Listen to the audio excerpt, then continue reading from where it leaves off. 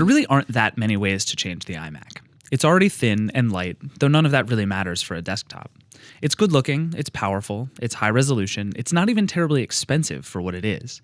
So how do you change the iMac? This year Apple picked one thing, one crazy high resolution thing. This is the Apple iMac with Retina display. The screen really is the whole story here, and with good reason. It's a 27-inch display, 5,120 pixels wide by 2,880 pixels tall. That, if you're counting, is 14.7 million pixels. And they all look amazing. Blacks are deep, whites are bright, viewing angles are outrageous, colors pop off the laminated display. This is flat out as good a display as you will see on any computer anywhere. Having a resolution that high means a few things.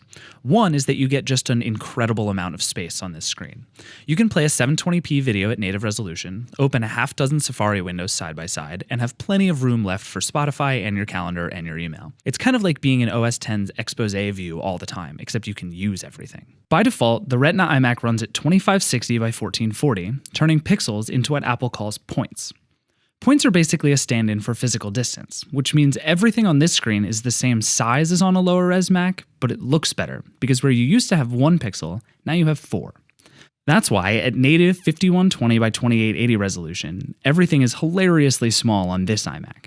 If you're using 4K video or a high-res photo, the iMac is content-aware enough to render that part pixel for pixel while still doubling everything else. Basically, this is all a complicated way of saying that when you have the content to suit a 5K display, the iMac shows it accurately, and usually with space to spare. Otherwise, it tries to find the middle ground to make everything a little more usable. That content thing is the sticky point of the Retina iMac.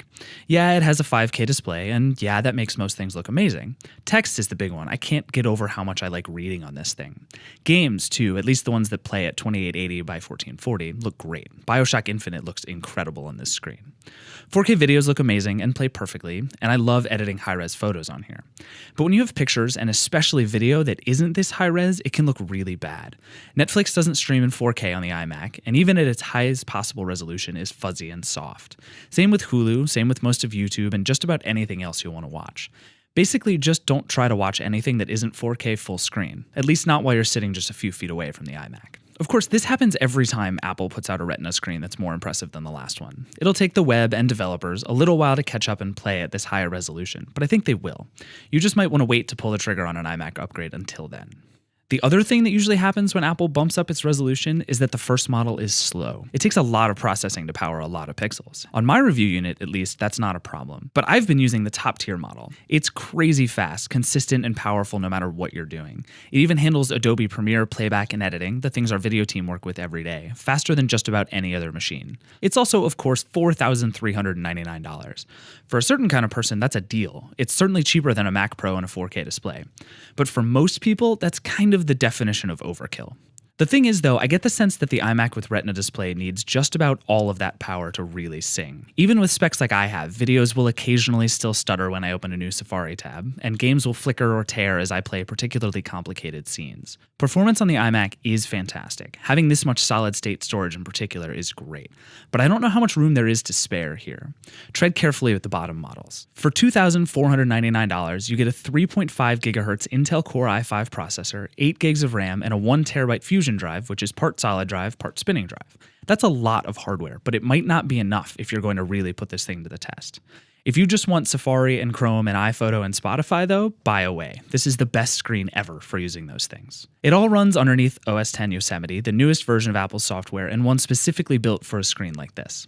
There's lots that's new about Yosemite, but nothing specific to the iMac, though things like handoff and continuity might actually make a desktop more usable since it's so easy to take your work with you now. The insides are all new, but the shell of the iMac is still the same. It's the same thin silver aluminum shell that bulges slightly in the back and hides all its ports and looks good absolutely anywhere you put it. There's a Thunderbolt 2 port, 4 USB 3 slots, an SD card slot, a headphone jack, and an Ethernet port. There are good sounding stereo speakers firing out of the bottom, but I'd still connect something external. It sits even on the same stand as ever. The hardware just hasn't changed here, and it didn't really need to.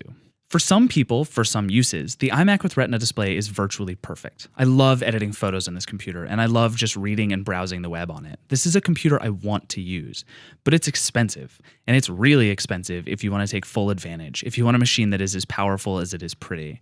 But make no mistake, Retina is the future of the iMac, and that is great news.